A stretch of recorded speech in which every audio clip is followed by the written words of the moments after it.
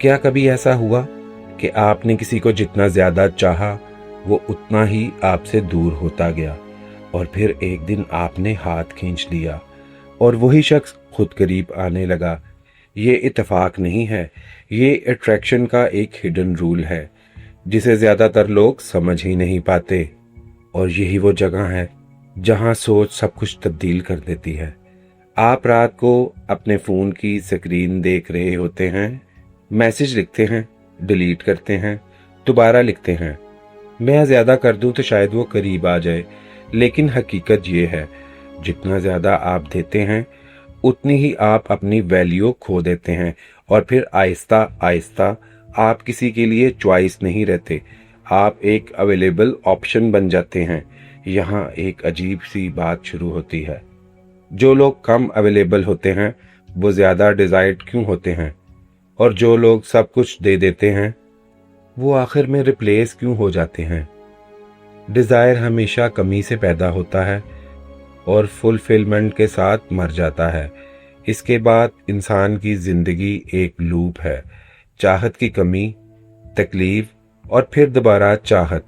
जिस चीज़ को आप आसानी से हासिल कर लेते हैं वो आपके लिए कम कीमती हो जाती है, और जिस चीज़ में थोड़ा सा भी फासला हो दिमाग इसे बड़ा बना देता है।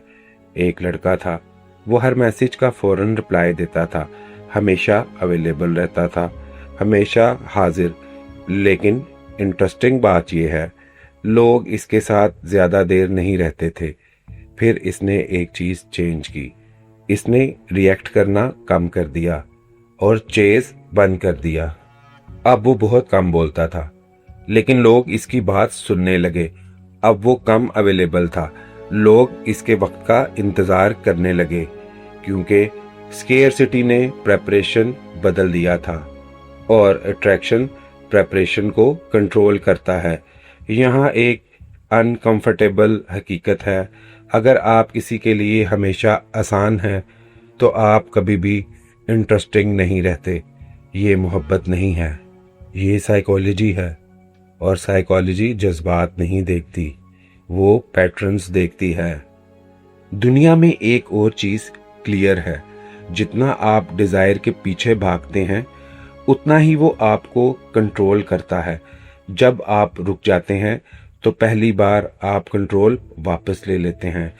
तो सवाल ये नहीं है कि आप किसी को कैसे हासिल करें, असल सवाल ये है, क्या आप अपनी वैल्यू को चेज़ कर रहे हैं या प्रोटेक्ट कर रहे हैं? क्योंकि कुछ लोग मोहब्बत नहीं हारते, वो खुद को ज़्यादा देकर अपनी प्रेजेंस हार देते हैं। अगर ये बात आपकी समझ में आई है तो कमेंट में लिखें आई अंडरस्टैंड, और अगली बार हम बात करेंगे कि इंसान इमोशनली अटैच क्यों होता है, हत्ता के गलत शख्स के साथ भी।